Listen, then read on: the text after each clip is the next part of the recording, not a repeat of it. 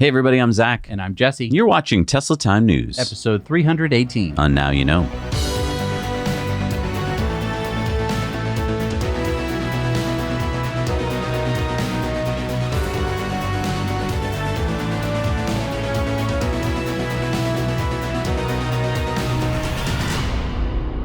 This show is absolutely impossible without the support of our Patreon patrons. If you want to help support us, bring you independent news every week, head over to patreon.com/nowyouknow. There's really cool perks. We try and make it as fun as possible to help support this show. We want to thank Birch Living for sponsoring the show. Birch is a premium mattress and a box company that makes mattresses and sleep products that are stylish, comfortable, and environmentally conscious. And it's that last part, the environmentally conscious part, that really first got my attention because Birch makes organic, non-toxic mattresses made right here in America with just 4 materials sourced straight from nature: organic latex, New Zealand wool, American steel springs, and organic cotton. Yeah, I've been sleeping on my Birch mattress for about a year now, and I love it for 2 big reasons. All right, what's the first reason? First of all, it's super comfortable. My girlfriend and I used to toss and turn way more with my old mattress. Now with my Birch, I find that we get more restful sleep and we both feel more energy in the morning. All right, so what else? Look, you're going to spend about a third of your life in bed. And for me, I want that mattress to be made of organic and natural materials. Exactly. Birch is certified Global Organic Textile Standard, Green Guard Gold, Fair Trade, Eco Institute certified, Wool Integrity New Zealand, and Forest Stewardship Council. It's made sustainably, and that's important to us. And Birch Living just introduced their newest mattress, the Birch Luxe Natural Mattress. The Luxe takes the comfort and luxury of the original Birch mattress to the next level, and it's crafted with responsibly sourced and sustainably produced materials, including organic cashmere. The Luxe is specially created with breathability, cooling, and support in mind and offers increased airflow and targeted zoned lumbar support.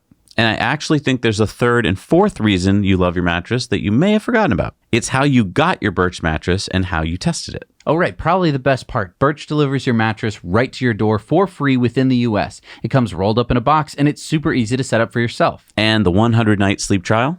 Right. It's not only way easier than going to a store, and honestly, at a mattress store, are you really going to be able to tell how a mattress is to sleep on? Yeah, you have to sleep on it. With Birch, you get more than 3 months to make sure that you love it. If you don't, they'll pick it up for you, and I mean right out of your bedroom, and you'll get a full refund. And Birch gives you peace of mind with a 25-year warranty. Look, if you have been dreaming about a new mattress, don't wait any longer. Use our link, birchliving.com/nowyouknow. You'll get $400 off your Birch mattress, plus 2 free pillows. Those pillows, by the way, are made from recycled plastic bottles.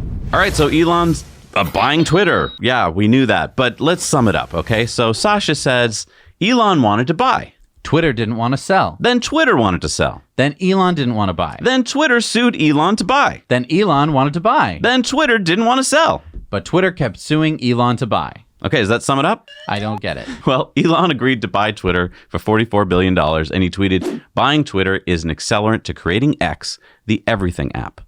So Larkening said what a lot of people have been saying: "I think it would have been easier to just start X from scratch, though." And Elon replied, "Twitter probably accelerates X by 3 to 5 years, but I could be wrong." So what's Elon thinking of doing with Twitter? Well, in China, for instance, apps like WeChat allow people to pay their bills, hail rides. It can be used as a government ID. There's no more need to bring physical cards and booklets with you. And this is what Elon said in an interview. I mean, we don't even have an app that's as good as WeChat in China. And like in China, you can live on WeChat basically. Yeah. It's like, yeah, everyone's like been there. Like you live on WeChat, you do payments, you do everything. It's like, yeah, it's great. Basically, WeChat's kick ass. And we don't have anything like WeChat outside of China. My idea would be like, how about if we just copy WeChat? So WeChat is owned by Tencent, and it makes up 54% of Tencent's revenues. And I think that's a really important point here because I think a lot of people have missed this. They think that Elon's just buying Twitter because he wants like a free speech platform. That's what he's talked a lot about. But as he just said there, this is also a platform that you can do a lot of other things with. And I think that's what he wants to do. So he's going to make a China government app. No. Okay, but does Elon even have $44 billion in cash to buy Twitter at $54.20 per share? Well, Elon's team seems to be saying that his debt and equity commitments from Binance and Larry Ellison and Morgan Stanley and others is solid. It appears Elon will be funding about $21 billion in equity himself. Elon has until October 28th to complete the deal, or the lawsuit will resume. In April of 2023, the banks that are loaning him the money can get out of the deal if market conditions are unfavorable. It appears that Elon wants to get on with making Twitter into X, so I think he'll get it done.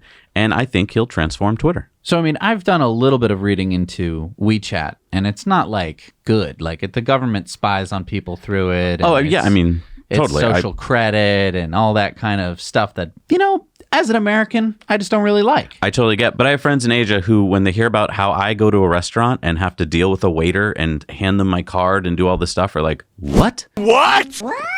Like, we just go in with our phone, order, we leave, it's all paid for. Like, it's kind of like Uber. So I think Elon's looking ahead and saying, like, take out the government-owned part. It can still be really cool to have an app that can do all your payments. And so instead of people being like, oh, do you have Venmo? And it's like, no, I have Zelle. Oh, I have Plink Plonk. It would kind of take care of that. It would take care of the Uber thing. So it would be a consolidation of multiple apps on your phone. Is that what you think? It's like an all-in-one everything app, like he says. And that would be Twitter. Or X. I think he's going to rename it X. He has X.com as the website. You got it. So Elon announced last Thursday, excited to announce start of production of Tesla semi-truck with deliveries to Pepsi on December 1st. 500-mile range and super fun to drive. Okay, so it's 3 years later than announced, back in 2017 at the unveiling.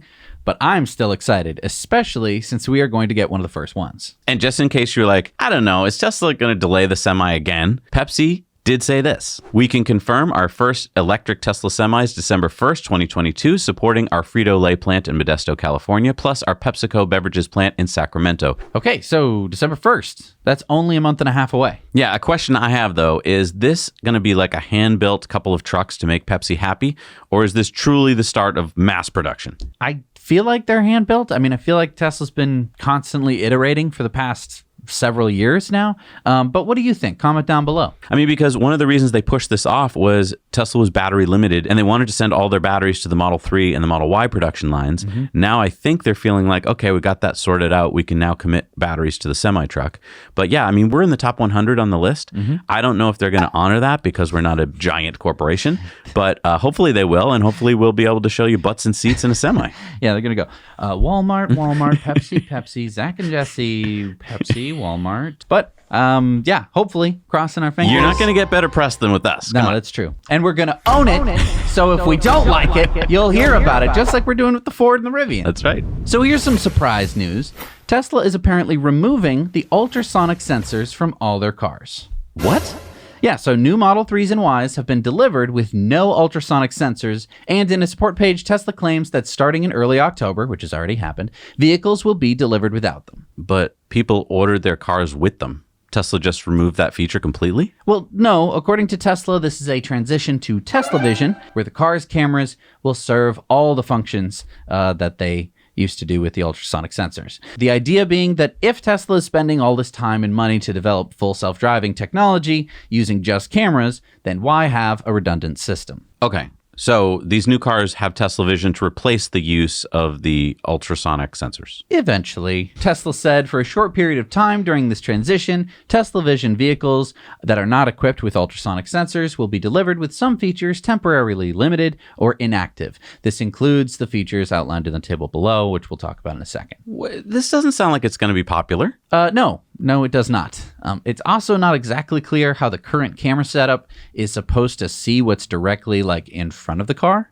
Yeah, that's a good point. Like if you're pulling into a space, that camera should be down on the nose of the car. And we don't have one there. Right. So, I mean, I suppose the one upside is that you don't have those little ultrasonic sensor things all around the car. But won't this affect autopilot and other stuff? Because like while I'm driving, I see little like warnings and stuff.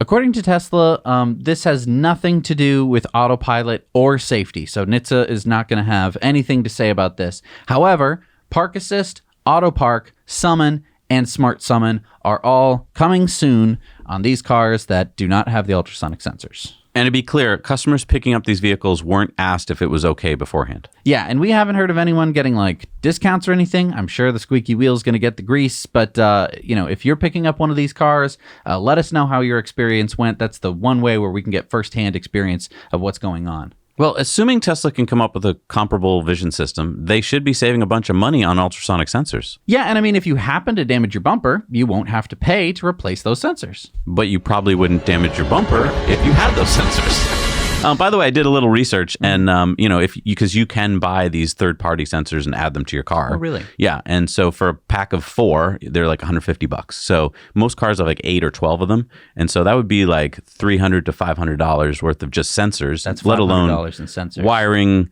let alone computers. Well, and also, computers, chip shortage. I mean, I'm sure that at a certain period of time, these sensors and the chips on them are going to we didn't make enough chips. Oops. And it's going to be like, well, how do we deliver the cars? Maybe that's what happened. And Tesla just went, quickly, autopilot team, what do we do? Or, I mean, it's part of the master plan, right? That they got rid of radar. Now they're getting rid of ultrasonics. And I mean, that's really smart because while other companies are adding LiDAR and adding all these extra expensive things, if Tesla's just going to do it with cheap cameras, that's going to really drastically reduce the price of their cars. Plus, I just want to go back to the computer part.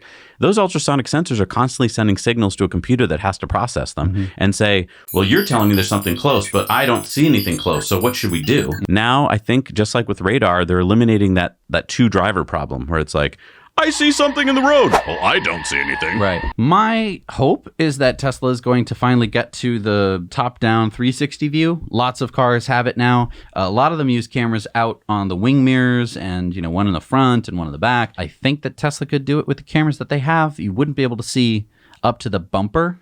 I feel like you need some more cameras. A little techno magic. I think you can accomplish it, but maybe we'll see. So Teslarati tweeted out that IDRA has finished the building and testing of the 9,000-ton GigaPress and it has already entered the port of Houston a few days ago. Tesla should be receiving it any day now. Elon says, can't wait to see this beast in action. So this new 9,000-ton GigaPress, which most people believe will be used to make Cybertruck, arrived in Houston, Texas on September 29th. There was 54 pieces weighing 77,000 kilograms. So imagine getting that at home from like IKEA. Okay, where's this alignment rod go? Quick, where's it go? It says, attach the bearing rod end to the flex compartment bearing using a 35mm hex wrench. This end? Which end? Do we have a 35mm hex wrench? I think you're supposed to have a thrust bearing installed first. Oh, forget it. I'm getting a beer. So here's a photo of IDRA's Model Y made with its own 6,000-ton GigaPress.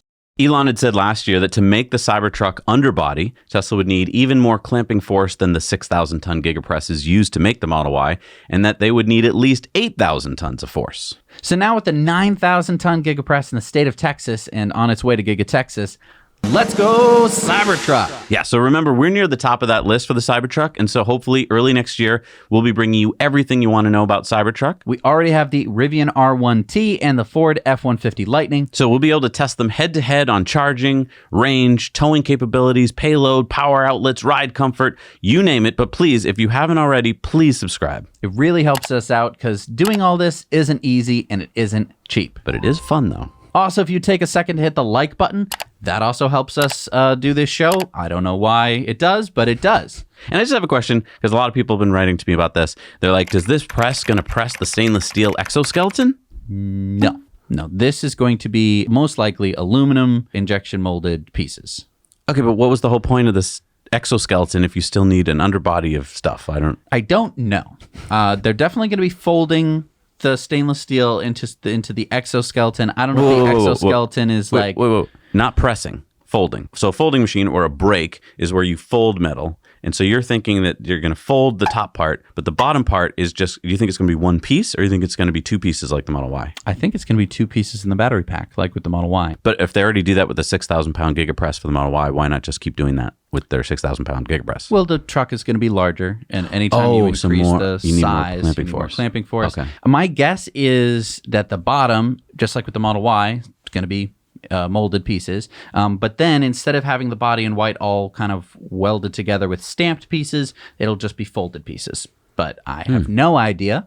I cannot wait to see that happen. It's going to be really exciting. So, according to Mike Hawes, chief executive of the Society of Motor Manufacturers and Traders, September has seen Britain's millionth electric car reach the road, an important milestone in the shift to zero-emission mobility. So, 40% more EVs were sold in the first 9 months of 2022 compared with the same period in 2021. Yeah, and get this, the Tesla Model Y is the second best-selling car in the UK so far in September. And that's counting ICE cars too. And so far this year, the Model Y is the 8th best-selling car in the UK with over 20,000 sold. even though it only started selling there in February. And by the way, the number one best-selling car in September, the Nissan Qashqai compact SUV, it starts at 26,000 pounds, or about $28,900, which is half the price of the Model Y. Wow. And it's not just the UK where Tesla is shining. Let's take a look at New Zealand, where in September, the first full month that the Model Y was available, the Tesla Model Y became the best-selling car in New Zealand. Yeah, 1,520 Model Ys were delivered in September versus 1,043 Ford Rangers and 989 Toyota Hilux ICE pickup trucks, which had been the number 1 and number 2, but are now the number 2 and number 3 in New Zealand. And that's crazy because not only did the Model Y beat ICE vehicles, but it beat pickup trucks, which are super popular in New Zealand. And it's not just New Zealand. Let's go now to Australia, where in the first 9 months of this year, the Tesla Model 3 outsold the Toyota Camry. According to data from the Australian Federal Chamber of Automotive Industries, Tesla delivered 8,647 Model 3s in the first 9 months of this year versus 8,073 Camrys, which had been Australia's best-selling sedan for years. And in September, the Model Y's first full month of sales in Australia, the Model Y came in third behind the Hilux and the Ranger. And this next story about what's going on in Germany reminds me of Norway in the early days. You know what's exciting? Norway showed a 52% EV market share in December. Wow. It is showing that Tesla was the most popular automaker in Norway in December. The Model X was number 1. The Model S was number 2. Wow. It beat out every other car, including the VW Golf. 3,153 Teslas were registered in Norway in the fourth quarter of 2017. Wow. Now, Norway is the only country that has surpassed the 50% market share for EV sales in a month, and it's well on its way to reaching its goal of 100% of new cars being zero-emission vehicles by 2025. Oh, that was us in 2018, talking about Norway just like becoming a EV powerhouse. Right. Okay, so new data from the German Federal Motor Transport Authority shows that of the 224,816 new cars registered in Germany in September, 44,389 were EVs. Quick, what does that make for market share? Percentage-wise? So that's one over the 20. Yes, 19.7%. Good work. Right, yeah. 19.7% of Germany's auto market was electric. That's about 1 in 5 cars sold in Germany are EVs. So 13,724 of those were Teslas. So a 6.1% market share for Tesla alone. And Tesla's goal is to double its German auto sales this year to 90,000 units. And I just want to talk about pundits for a second. Okay. You know what a pundit is? It's like an self-proclaimed expert on something. And they're all over the place, TV, the internet. And they're all quick to tell you that Tesla demand's dropping because you can get a Tesla quicker nowadays. So that means it's drying up. And that's the end of Tesla. These other companies are going to take their lunch. But that's really not what the data supports. No. I mean, as we go from country to country, we see that each time Tesla enters a new market, I mean, they just entered these markets like Australia, New Zealand with the Model Y. They clobber the competition. Do you know how hard it is to enter a new market without advertising that you're even there? People just know that you're there and want your product so bad that there's months and months of waiting time. Well, and the other thing is too, you know, back in 2018, we were talking about Norway. And everyone could go, oh, but that's Norway.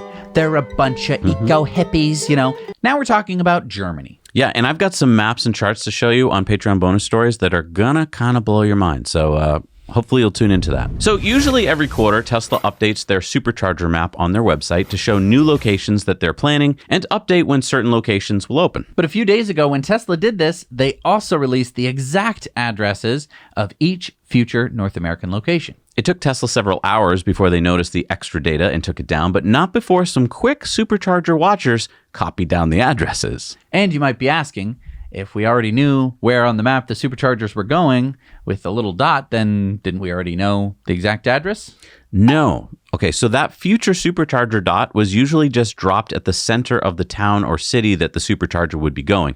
We usually had no idea where exactly it would go, but now we do. Now, we'll put a link to the list in the show notes, but here, scrolling by, are the addresses. Yeah, so I mean, it's going by pretty fast, but you can pause the video, hopefully, and spot your little neck of the woods. And while this is scrolling by, I just want to talk about, for instance, okay, so if you take a future Supercharger location in our area, so Amesbury, Massachusetts, take a look at this first map here. This is where Tesla showed it would be going. And it seems to be where?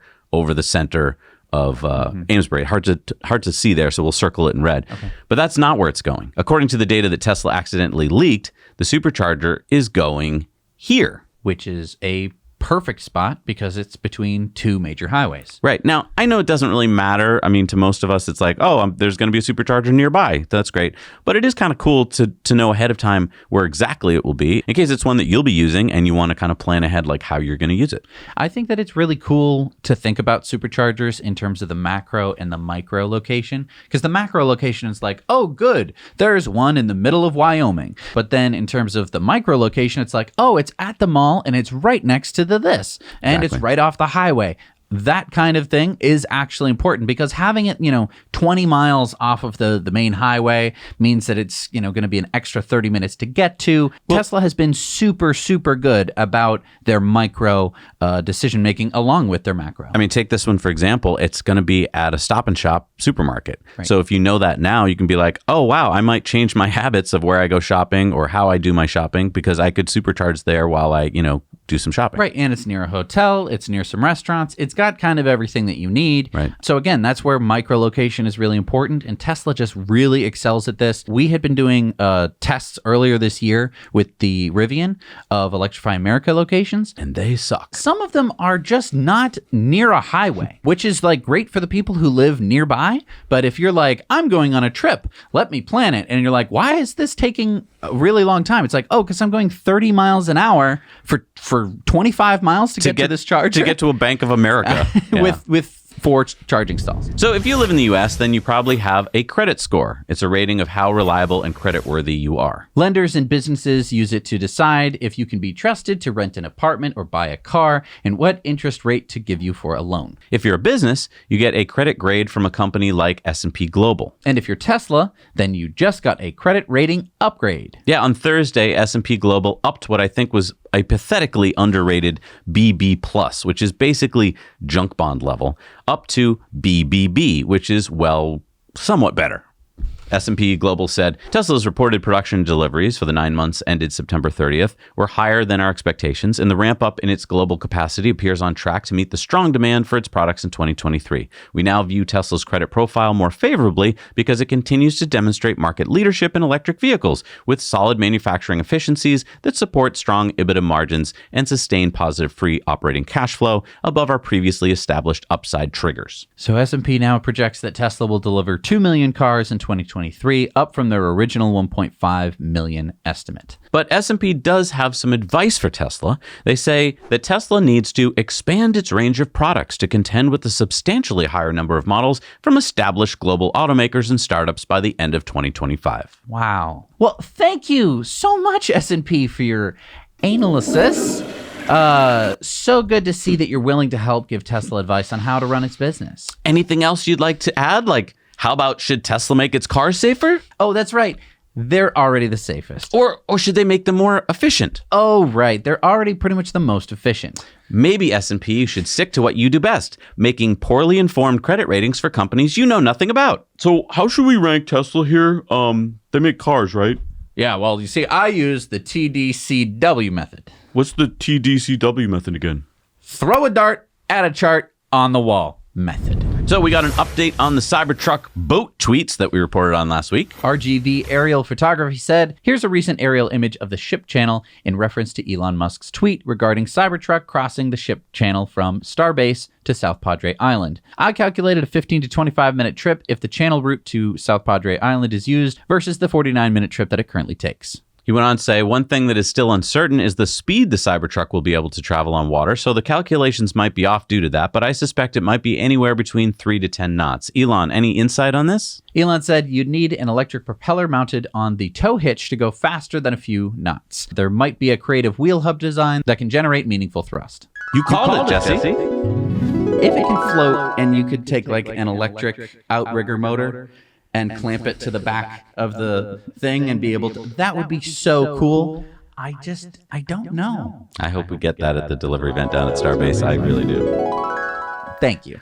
Although it appears that the Washington State Department of Natural Resources does not believe that the Cybertruck will be seaworthy. They say our derelict vessel crews are begging you to understand that anything that serves briefly as a boat should not be used as a boat.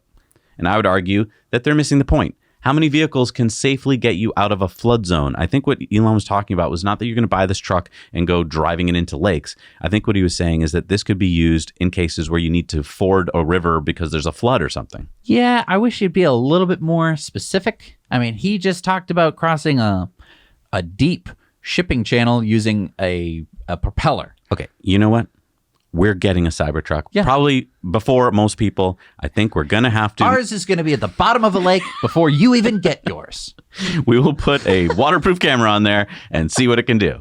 No, but seriously, I think we need to test that out as soon as we get it. I think we'll be the second to try it out. I'll let somebody else do, because we need to test lots of other things. I think Towing, range. after we do that, water, boating. Okay.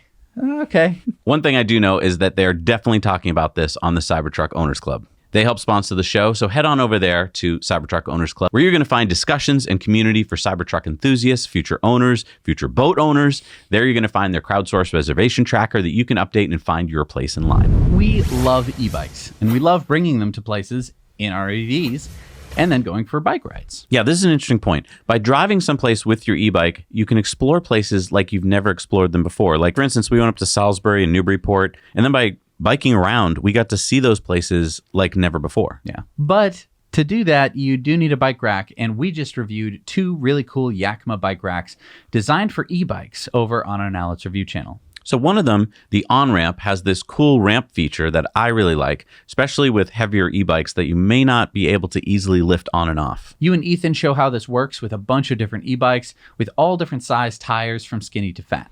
We also show you a second Yakima model, the Stage 2, made with a really cool platform and this cool mechanism to clamp down on the front tire. So both of these are different from the kind of bike rack you typically see for your regular bike. Right. E-bikes are heavier and can require a different and usually heavier duty rack system. Now, we wanted to show you these in depth because these are big purchases and you want to make sure you get what is right for you the first time. So head on over to Now Let's Review and subscribe. Yeah, Ethan really wants to get our subscriber numbers up to 10,000 and you can really help to make that happen. So Rivian announced last Friday that they are recalling 13,000 or basically all of the vehicles that they have produced over a safety issue. I don't know, what's the issue? Well, there's a fastener connecting the upper control arm and the steering knuckle, which may not have been properly torqued. It could lead to a loss of steering control if the bolt falls out. Rivian has sent out emails to owners to schedule a time for it to be checked on and fixed. The fix should be able to be completed by a mobile service technician rather quickly. So, I mean, an improperly torqued bolt from a factory is certainly something you don't want to see from any car manufacturer, but it is pretty common. I think we've seen this type of recall from most manufacturers during our time doing Tesla Time News. Yeah, it's at a certain location on the truck, so I'll bet there was somebody on the line who didn't pay attention to the manual and didn't torque something properly that day. Wimpy-armed Joe strikes again. Wimpy-armed Joe, were you working on Tuesday? Anyway. Oh, I'm so sorry. I tried my best. It's hard. Yeah, I mean, I'm not looking forward to scheduling another service appointment for my R1T, but if it can be done by mobile, it won't be that bad. But it's certainly not my biggest complaint about the truck. And I think we're going to talk about this more on Patreon Bonus Story because, well, we're going to talk about this more on Patreon Bonus Story. Yeah, we have a behind the scenes with our own Rivian experience on this, and I want to share that with you guys. But some good news for Rivian. They had record production this quarter. They produced 7,363 trucks and delivered 6,584. Okay, but they were guiding towards 25,000 for the year. How close are they to that? So far this year, taking into account Q3, they're at 14,317. All right, so they need to make over 10,000 this quarter to hit their target. Yeah, and I think they might do that with a 45% increase in production. The question is, at the beginning of the year, they were aiming for 50,000 annual production, and now it looks like they're going to be lucky if they get half of that. Now, the analysts are going to be happy because Rivian hit number good. But does it actually mean anything? Well, it definitely means that Rivian is going to stay in the red for a while longer. Had Rivian hit their earlier targets, they would be in only a slightly better position at a glance, but it would have meant that their ramp was twice as fast. And I think Rivian did something smart for their business reporting world, which was they changed their target when they knew they weren't going to hit it. That way, every quarter, analysts wouldn't be like, and they're missing their target. But hang on, people. If you just lower your goal, that means that you just lowered your goal. That's the story. Right. not that you kept hitting your lowered goal. Yeah, I mean, I think that Rivian did a good job walking the fine line in basically bamboozling the analysts, because the analysts, they don't really get it. They're like, well, I don't know how to make a car, so it's probably really hard. So if you tell me a number, I'm going to just go with you on that one. I can't believe that this has lasted this long on Wall Street, where analysts just go, oh, company guidance has been met. Good. Company guidance has not been met. Bad. What? Look at the bigger picture, people. Look at how many trucks they're producing. 25,000 for this first year is not that big a number. Yeah, I mean, I think at the end of the day, it's going to be what's on the balance sheet that matters. And I know that they're sitting on a bunch of cash, so they have plenty of cash to burn for quite a while. But having a production ramp that is half as fast as they thought they were going to be able to do makes me a little bit worried. And even if they're having trouble hitting that. Yeah, I mean, they probably will. They had an increase in production of like 60% this quarter. I don't know. I don't like looking at percentages, especially maybe that's why they small numbers. Maybe that's why they missed torquing that bolt. Hurry up, weak arm Jim. I'm trying. My arms are so weak. All right, this is such a bizarre story to me. How bizarre. You remember the Toyota BZ4X, which was Toyota's first mass-produced EV? Well, I mean, it hasn't really been mass-produced yet, has it? Yeah, that's a good point. Toyota only sold 2,700 of them before they had to issue a recall because there was a risk that sharp turns could cause the wheels to fall off. And so Toyota sent messages to all BZ4X owners not to drive their EVs until the issue was fixed. Now, I thought that it was weak arm Joe again. I thought it was just a loose bolt. You're telling me that's not the case? I don't know what it was, but that was back in June. And finally, last week, Toyota engineers say they have a solution. A gray steering wheel that doesn't whiz out of the window while I'm driving. That is a good idea. So the Japanese Transport Ministry will now allow the BZ4X to be sold again. And by the way, the Subaru Solterra, which is basically the same car, was never launched in the US because of this exact problem. So I don't know. Something is not right about this story. How does a major auto manufacturer like Toyota screw up on such a straightforward part that they've dealt with for decades and decades? I mean, it's a wheel. I mean, a wheel falling off. I don't know. It took them 4 months to figure out a solution. Wait, so what are you saying? I don't know exactly, but I think there's more to this story, and maybe it has something to do with the fact that Akio Toyoda, the CEO of Toyota, doesn't like EVs. We're going to cover what he said about EVs on this week's Patreon bonus stories. If you aren't already a patron, this is the perfect time to join us. Yeah, you can join us for as little as $1 a month. It just takes a second to sign up, and then you'll get all of our Patreon bonus stories. But back to the BZ4X for a second. This model had no sales in September. And even with this fix, Toyota is not out of the woods yet. The wheels flying off is not the only problem the BZ4X has. According to Toyota, the BZ4X's DC fast charging capabilities may not work when the temperature is below 0 degrees Celsius. I mean, like, 0 degrees. That's cold. Well, it's 0 degrees Celsius, so that's 32 degrees Fahrenheit. That's just turning freezing. Oh, that happens. Yeah, quite frequently. And then when that news got picked up by some news sites, Toyota updated their website to say that fast charging may slow down in temperatures below freezing, and that it may not work at all in temperatures to around or below minus 15 Celsius or minus 4 degrees Fahrenheit. May not work at all? I mean, look, I get it. Those are wicked cold temperatures, but according to this map of coldest temperatures in an average U.S. winter, anything above the dark blue would probably mean that your BZ4X is going to have at least a couple tough days. And that's most of the United States. Yeah, this isn't something that's never going to happen. It's going to happen for a few days in the winter that if you don't keep your car warm, or if you drive it to the mall and park in the lot, that you're going to not be able to drive home? Yeah, man, these are a lot of things that Tesla owners take for granted. Yeah. And I think that a lot of people just think, oh, it's an EV. Mm-hmm. They're all the same. It's like, no. This is why you got to bring these cars to Alaska to test them. Did they not do that? Maybe not. Well, I am officially now a genius. Wow, you took your IQ test and you scored high enough to get into Mensa? No, I was a first-day reservation holder for the Ford F-150 Lightning. So how does that make you a genius? Well, we reported a few weeks ago how Ford raised prices on the Lightning from $5,000 to $8,000 depending on the trim level. Yeah. Well, now Ford has done it again. They have raised the prices more than 10%, a second price hike in less than 2 months. Wait, so how much are we talking about here? Because even though we got the truck before the price hikes, it wasn't a cheap truck. You're right. Our Lariat edition with the tow package and the extended range battery was about $80,000. Now the same model and build is about $87,000. Even the cheapest model with the 230-mile range starts at $52,000. So the base price has just gone up by about 11% or $9,000 in just 2 months. Yeah, I think the sad thing about the federal tax credit is that a lot of these auto manufacturers were like, oh, great, we can raise prices and no one will even notice. I suppose, but I mean, Ford was going to get the tax credit no matter what.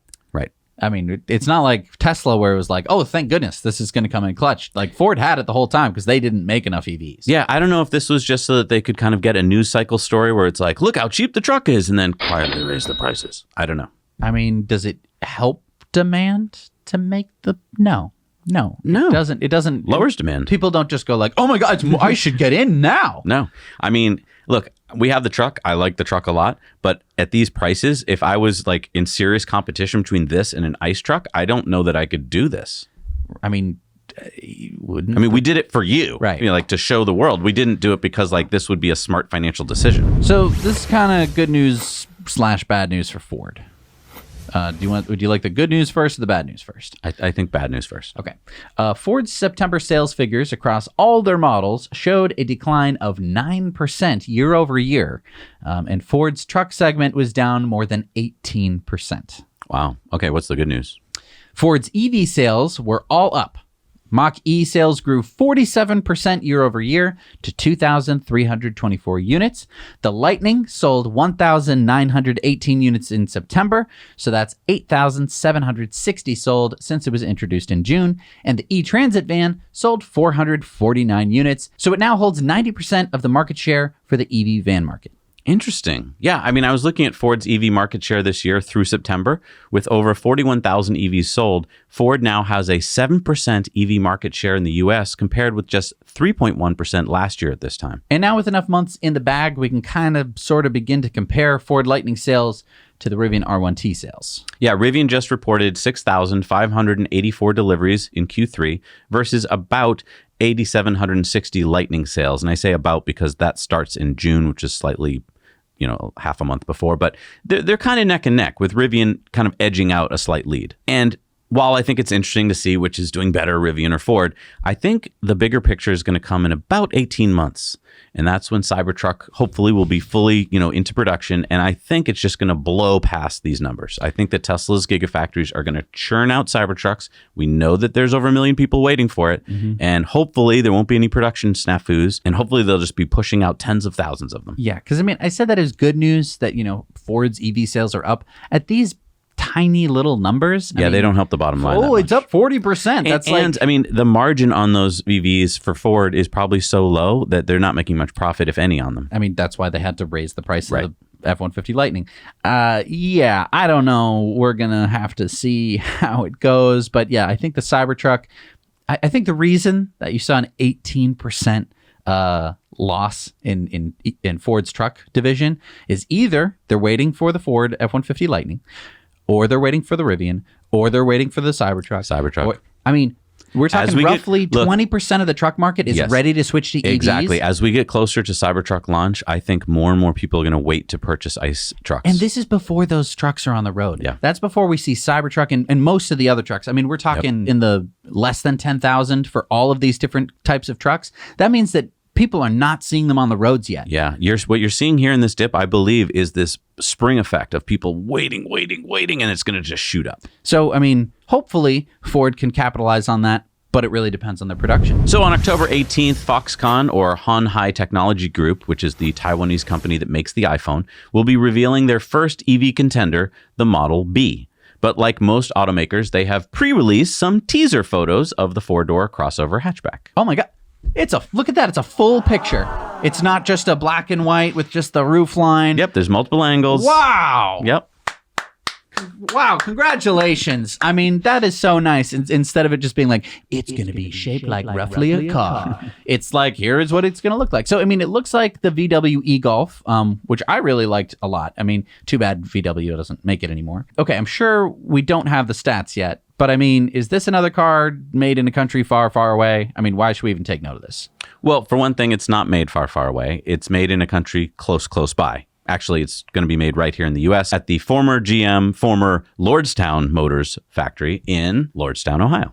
Oh, I remember that we reported about a year ago that Foxconn bought the factory not only to partner with Lordstown Motors on making electric pickup trucks, but also to make their own vehicles on their own e-platform. Right. So the Model B will be built on Foxconn's MIH, or Mobility and Harmony platform, which they hope will be like kind of the Android of automobiles, that other manufacturers will use it. Foxconn is also going to build EVs for Fisker and others at the same plant. So when is the Model B going to start being delivered? Foxconn is going to make Model Bs in Thailand next year for the Chinese market and then start U.S. production in 2024. The Model B got design help from Pininfarina, as did Foxconn's next two electric models, the Model C SUV and the Model E sedan. What? Hang on. The Model E? I thought Tesla wanted to name the Model 3 the Model E, but Ford wouldn't let them because Ford had its trademark. Yeah, I don't know. That's weird, right? Because, yeah, Elon wanted Model E and he couldn't. And my question is, if you park a Foxconn Model E between a Tesla Model S, X, and Y, is it still sexy? I don't know. That's weird. But we do have preliminary stats that Foxconn released about the Model E, and they are that it will have a range of 750 kilometers and do 0 to 60 in under 3 seconds. Foxconn says they want to be producing between 500 and 750,000 EVs per year by 2025, and they want to have 5% of the EV market by then. Okay, so this could be a serious EV company. I mean, it's like they waited, they watched, they learned, and then entered the market, kind of like VinFast is doing, with a big plan and moving fast. Comment below what you think. Do you think that Foxconn can go from making iPhones to the Android of cars? This is interesting because a lot of times you think, well, it has to be the early entrants into a market that do well. But if you think back to like cell phones, reach into your pocket right now, pull out your cell phone. Does it say Nokia on it? Probably not. Does it say BlackBerry on it? Probably not. It's not always the early entrants into a market that do well. Sometimes it's the ones that come later that see what's going on, retool, and go in fast. And I think that's might be what we're seeing here, where we're all like, I don't know what Foxconn and VinFast are. And then a few years later, we're like, I'm driving a VinFast. Maybe. We still have to see on that one. But let's talk about kind of a slower entrant to the EV market. After Honda discontinued the Clarity, the Prologue is Honda's second try at an EV, or maybe the third. I don't know what you'd call it. Oh, yeah. They're really blazing a trail. So Honda's just unveiled the Prologue. We get to see it for the first time. Oh, yeah. Having its blaze of glory. Unfortunately, we don't get any specs or pricing. Oh, darn. It really looks like it's going to be blazing fast, though. What is going on with you? It's just going to be a Chevy Blazer with Honda styling. Oh, because it's using the GM Ultium platform? Yeah. I'm a little annoyed at how much press attention this car gets when it's just a GM powertrain that Honda bought. Okay, but I think that there are plenty of people who would like a normal-looking crossover EV SUV that's affordable. Well, and I know people will like the Honda styling over the Chevy because some people like that kind of thing, but I'm just worried about their powertrain. If you're just plunking down the stylish thing on top of a powertrain that may not be all that good, because look, you can call it Ultium if you want. That doesn't mean it's the best. Look at what happened to GM when they put LG batteries into a car and they didn't keep the right amount of quality control. If you have a battery pack problem, you have a battery pack problem. Yeah, but these are Ultium batteries. They might have Ultium problems too. I don't know. Well, and then do you take the Honda to a GM dealer to fix it? Right? I don't know. The Honda people now have Ultium. Can you take your GM to a Honda I think you're dealership? going to end up taking your Honda to whatever company buys Honda, because Honda's not going to last as a company. People, mark my words, it's going to get bought out into some consortium of things like Stellantis. All right, it's time for Into the Future, sponsored by Henson Shaving. And you have a nice shave this morning again. It's so consistent because I can always use a new blade, because the blades... Well, first of all, I have a box of 100 blades that I got from Henson because I bought one of the razors and I used the code NYK. So I got 100 blades for free.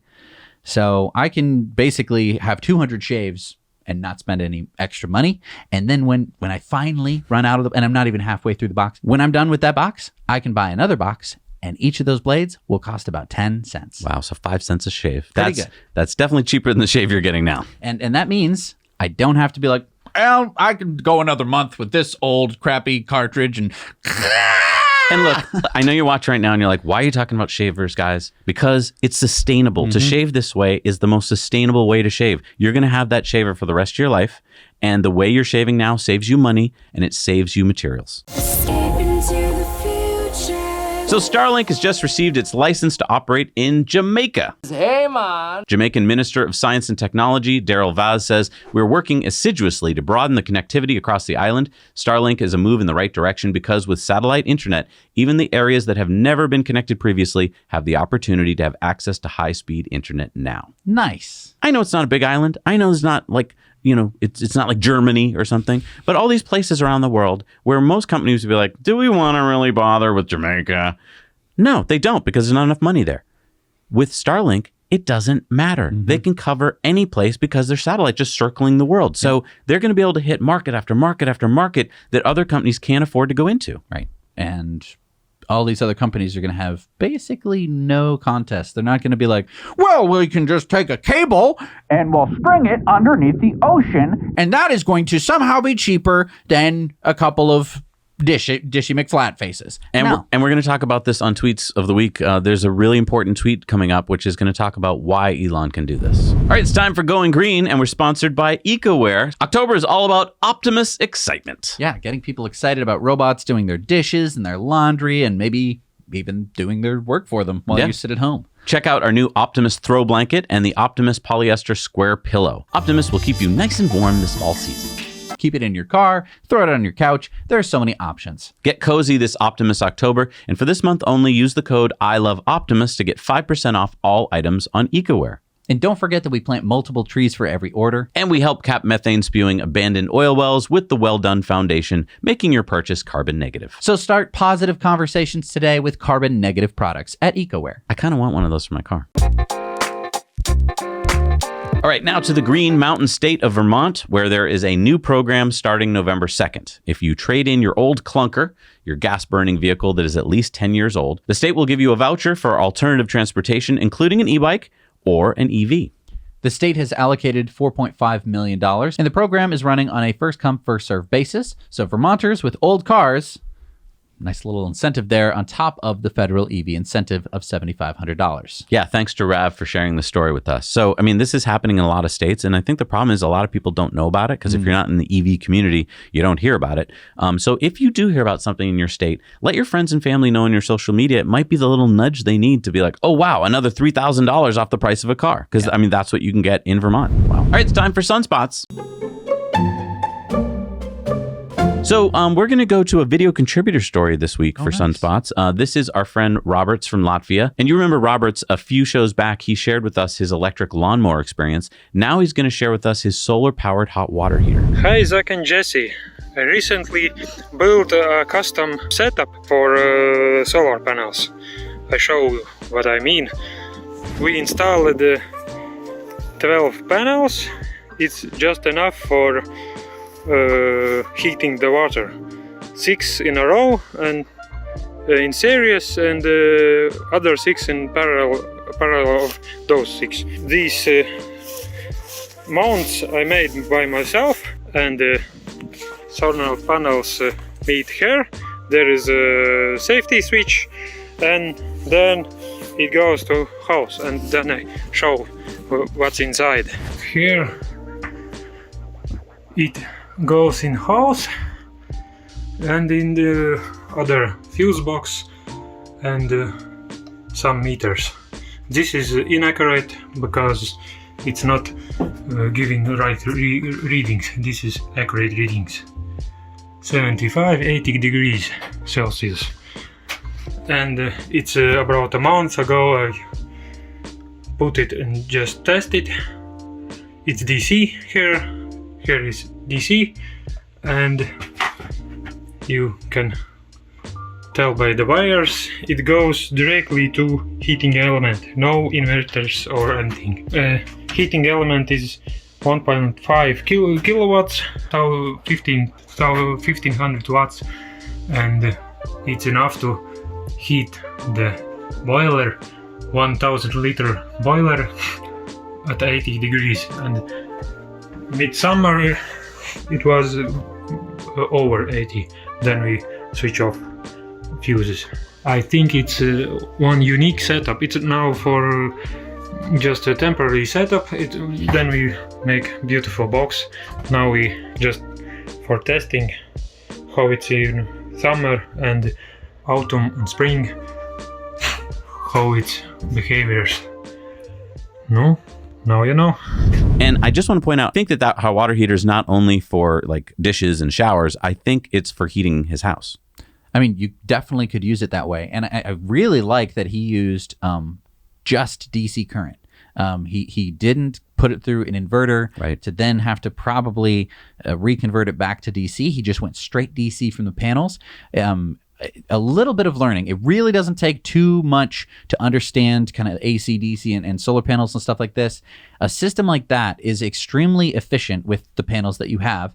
And I know that you could make like solar hot water panels, but then you're dealing with pipes and insulation and stuff like that. A system like this, really cool. Yeah. Really hot. Yeah. I mean, that's really awesome. What a great system, and another great reason to learn to weld. Yeah. And look, if you want to get solar on your house, but you don't want to learn to weld, we work with two great companies, one in Europe and one in America. In Europe, you can call our friends at Svea Solar. If you live in Sweden, Germany, Spain, the Netherlands, Belgium, and more countries coming soon, reach out to Svea at the link below, and you will get two cool options that are only available to Now You Know fans. You can prepay your solar energy solution and get an EV charger for a 50% discount, or you can select the pay-as-you-go solar energy solution with no upfront fees and get the first 6 months for free. Now, both offers are only valid until November 1st. So don't wait. Reach out to Svea Solar today because you're running out of time. And if you live in North America and you'd like to become your own small energy provider, talk to the team at Energy Pal. They are the solar and battery experts that help homeowners go solar for less. Tell them that Zach and Jesse sent you, and they will help you through the whole process for free. All right, it's time for our Patreon bonus stories. We got some Investor Club bonus stories this week. We got a whole bunch of Patreon bonus stories, like why Starlink is going to completely beat the competition. We're going to talk a little bit about Akio Toyoda and what he said. And just a whole bunch of other cool things. So go check those out on Patreon. For as little as $1 a month, you'll get to see all of our Patreon bonus stories all the time.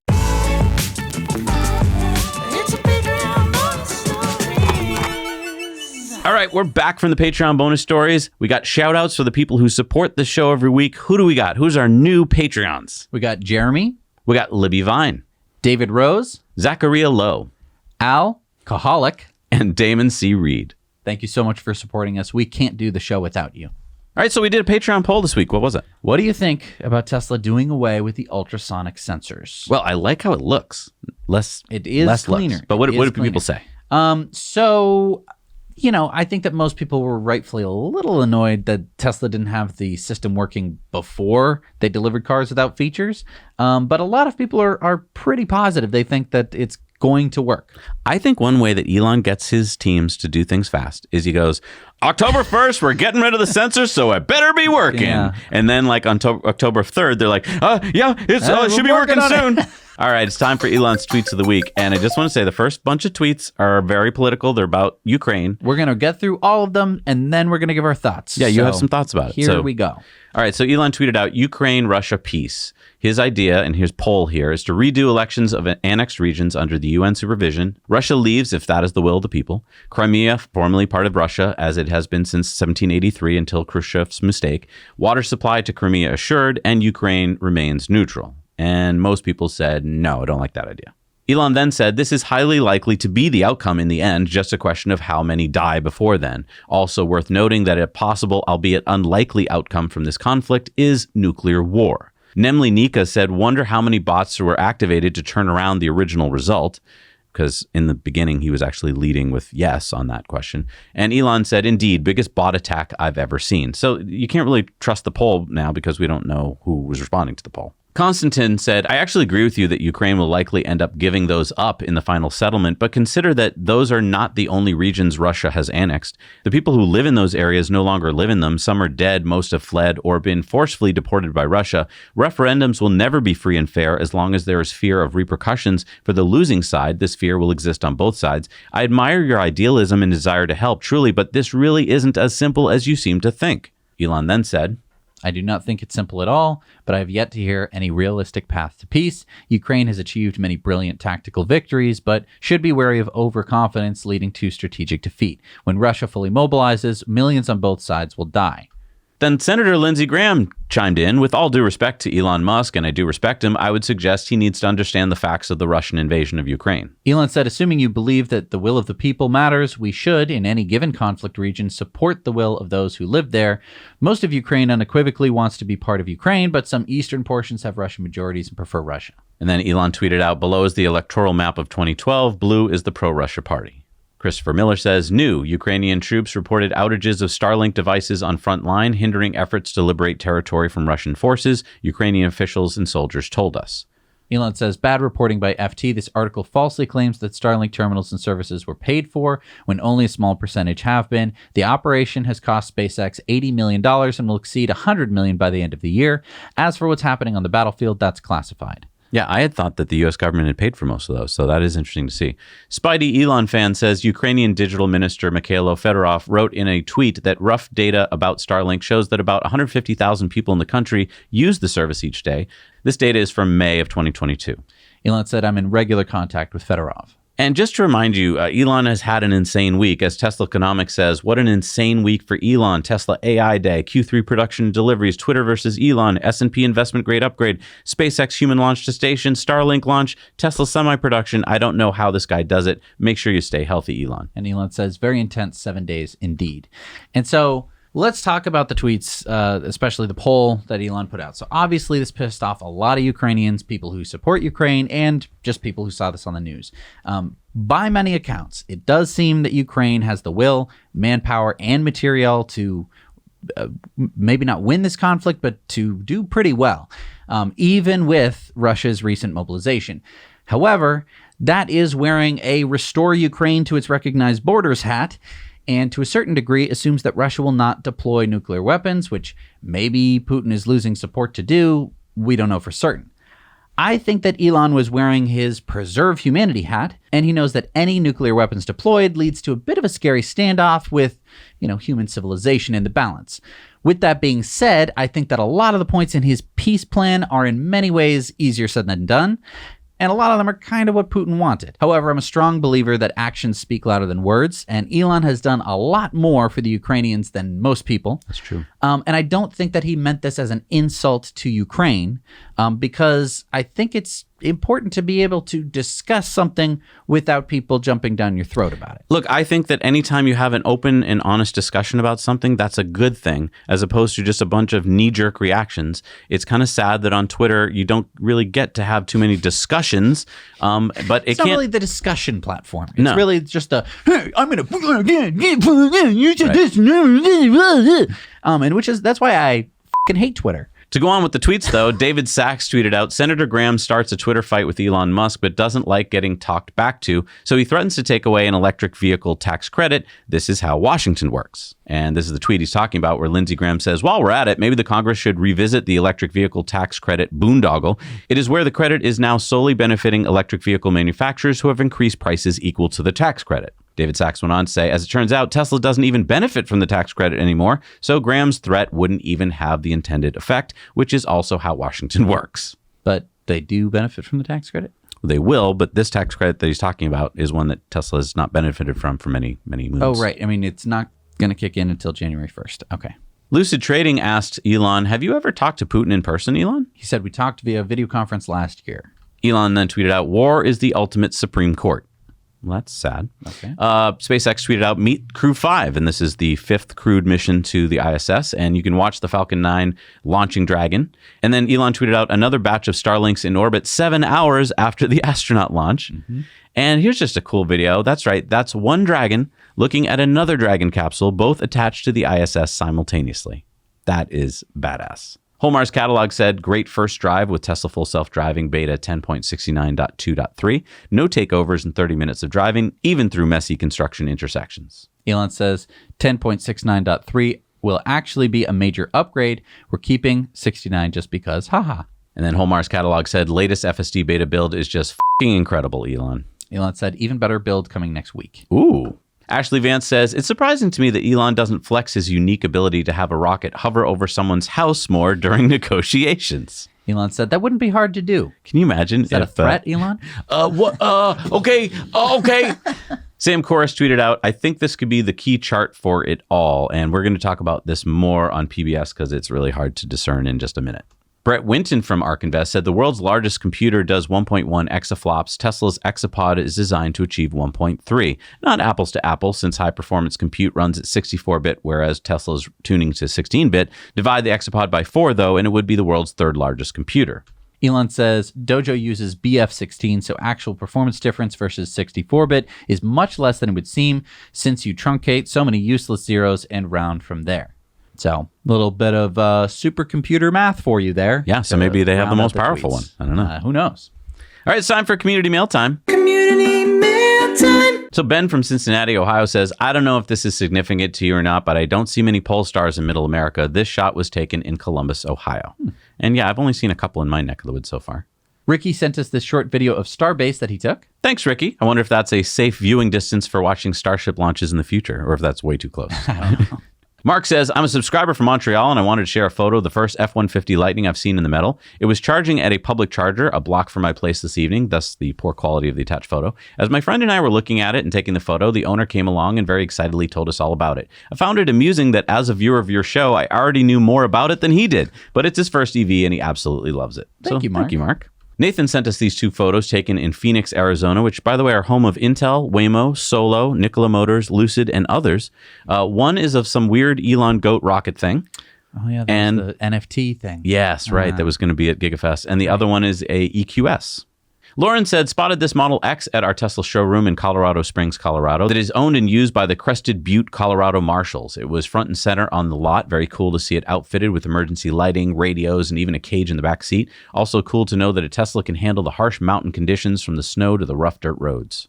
I researched this a bit, and Crested Butte added this Model X last year at a total cost with all the police stuff of $107,000, about $32,000 more than a Chevy Tahoe with all the police stuff, but it's been saving money on maintenance and fuel. Our patron Steve sent us this picture of a Model Y he spotted in Melbourne, Australia. That's his son Jude, who said he's a huge Tesla fan. David shared this photo of the Edina, Minnesota homecoming parade led by a Ford Mustang Mach-E police car. James sent us these photos from the National Drive Electric Week in Ann Arbor, Michigan. He says two favorite vehicles were the 2020 Model S Raven and the 2022 Model X Plaid. Sean sent us the short video of a Rivian Amazon van that he saw in San Jose, California. Alexei says, saw two prototypes of the Volta trucks being carried on the Autobahn in Germany. Quick research showed that those will be offered with a 150 kilowatt-hour battery and a 90-mile range, as well as a 225 kilowatt-hour battery and 125 miles of range. There'll be an ambient and a refrigerated version. Looking forward to seeing them hitting the road. And I'm guessing that's prototype number 15. Jessica says, I love your channel. You guys are doing a great job. Please keep it up. I live in San Francisco, which is Tesla's stronghold, at least for now, but the competition is slowly creeping in. Here are Rivian and BMW SUVs I spotted while walking on a street. And Giles says, just spotted this car carrier in Barcelona Freeport area. The Bulgarian driver said he picked them up from the port and is delivering to Stuttgart. Could hardly believe it, given Berlin Gigafactory Model Ys, right? Anyway, he let me take a picture of the bill of lading. Maybe you guys can figure out if they're from US or Shanghai. Love your show, big fan. So you can figure it out. Those are the VIN numbers, and that is from China. If it says LRW, that's Shanghai. If it says XPY, that would be Giga Berlin. So they say LRW, so they are from Shanghai. Did my research. Wow, okay. Well, thank you for doing the research. And thank you, Giles, for sending in the pictures. Otherwise, we wouldn't know. Yeah. I mean, that's information there. That's really helpful. Thank you so much to everyone who does Community Mail Time. I love receiving all of this wonderful pictures and stories from the community. So feel free to send them in at hello@nowyouknowchannel.com. And it's now time for Supercharger reviews that you guys send in to our website. Hi, Zach and Jesse. It's John Michael again with another Supercharger review, this time from Baker City, Oregon. This Level 3 Supercharger is located just off of Interstate 84 on the historic Oregon Trail in the Quality Inn parking lot. Nearby, there are 3 or 4 gas stations with convenience stores, some sit-down restaurants, and some fast food restaurants, as well as 2 grocery stores. Behind the Supercharger is a pet relief area with disposal and bags available, as well as a picnic table. It was quite a nice area back here. There weren't very accessible restrooms here at this location, and it was a bit of a walk to get to the food option, so I give this about a 7 out of 10. Now you know. Hello, Zach. Hello, Jesse. Danny Richland here, coming to you from beautiful Coalinga, California. We're at the Harris Ranch Supercharger, 18 stalls, 150 kilowatts. And the best part is this is part of a California ranch owned by the Harris family for over 100 years. They've had their beef business here since 1937. And if Jose will turn around, he'll show you their beautiful restaurant right here, steps away from the superchargers. So we're in Coalinga, California, and many times the stockyard's only about a mile away. You can smell the aroma of the cattle themselves. Also, huge gas station, and get this, Jesse, they have a 2,800-foot airplane landing strip on the property as well. So I give the Harris Ranch Supercharger a 12 on a scale of 10. Hey, Zach and Jesse, Jay from New Jersey here. I got my 2021 Model Y long range here at a supercharger just outside of Ocean City, Maryland. A little bit off the main highway. I'm traveling through from New Jersey to Florida. But I am stopping to charge and use the facilities at this Royal Farms. So to quote Jesse, I give it a 5 just for being here. But to also quote my favorite movie, It's a Mad, Mad, Mad, Mad World, I give it a 5 for it being here, a 1 for the car, a 1 for the driver in the car, and another 1 for a person being the driver in the car. So I guess I give it, what was that, an 8 out of 10? Ocean City, Maryland Supercharger. Now you know. Hey, Zach and Jesse, this is Matthew Dean reporting from Yulee, Florida. We have a brand new supercharger here. Unfortunately, it is being iced by a builder right now, which is kind of annoying. But it looks like we have at least 8 stalls. It's brand new. Again, it's Yulee, Florida. Now you know. Thank you so much for doing Supercharger reviews. You can send them to our website, nowyouknowchannel.com. There's a whole map, so if you were like planning a trip and you wanted to see which superchargers to stop at, hopefully it's a helpful tool for you. And if you spot a beautiful supercharger, please send it on in to us as well. This week, Tesla reached 10,000 supercharger stalls in Europe. According to Tesla, nearly 1/5 of all the supercharger stalls in Europe were added in the first 9 months of 2022 alone. And now in Europe, more than 320 supercharger locations with more than 4,600 stalls are open to all EVs, not just Teslas. All right, so what do we got for new superchargers in the world? We got number 12 in West Virginia. It's the 8 stall in Sutton, West Virginia. The 12 stall in Fredonia, New York. Number 12 in Poland is the 4 stall in Lublin, Poland. The 8 stall in Monticello, Minnesota. Number 49 in New Jersey is the 8 stall in South River, New Jersey. Number 10 in New Hampshire is the 8 stall in North Conway, New Hampshire. The 20 stall in Pasadena at East Foothill Boulevard, California. The 8 stall in North Branch, Minnesota. Number 307 in California is the 16 stall at Fullerton, California. Number 22 in Minnesota is the 12 stall in Maple Grove. Number 96 in Norway is the 16 stall in Stavanger, Norway. Number 74 in New York, which makes it the number 4 state in the U.S., is the 12 stall in North Babylon, New York. Number 90 in Texas, which makes it the number 3 state in the U.S., is the 16 stall at San Antonio at North Loop at 1604 East Texas. Number 47 in North Carolina is the 8 stall in Mount Airy, Graceland Lane, North Carolina. The 3 stall at Guangzhou at Heshengui, China. The 3 stall at Tailing, Easy Home, China. The 3 stall in Shanghai at Xingyuchen, China. The 3 stall in Shanghai at SK Building, China. The 9 stall at Haikou at Penghui Plaza, China. Number 144 in Germany. Number 877 in Europe is the 20 stall in Koxing, Germany. The 3 stall in Shanghai at the Jinghuai Cube apartment in China. The 3 stall in Ninghai at the Hampton by Hilton, China. Number 1,390 in China. Number 4,273 in the world is the 6 stall in Jindiantai City, China. Wow, that's a big number this week again. And you made it to the end of the show. Thank you so much for watching, everybody. We put a lot of work every week into the show, and we can only make this happen if you do a few things yourself. First of all, you're watching, which is awesome. If you could hit the subscribe button, if you haven't done that already, I would really appreciate it. If you'd hit the like button, that helps share this to more people so we can spread what we're learning to everybody. And if you'd consider being a Patreon, it can be as little as $1 a month. You get a lot more from us if you do that, because we really appreciate our patrons. Those people are what keep this show going, so we want you to become one of them. because the only reason that we're able to do all the fun jokes and editing is because we have support, and that support is equivalent to thousands of views. You giving us $1 a month is like 1,000 people watching the show. Right. It makes a huge difference, and we really, really appreciate it. So it doesn't take a lot of time, and you get all the Patreon bonus stories every week, along with there's a lot of other cool perks you might want to check out, including all of these names going past are people who support us for $5 or more a month. They get their name in the end credits and a shout out at the end of the show. Thank you, everybody, for joining. We'll see you guys next week. Now you know.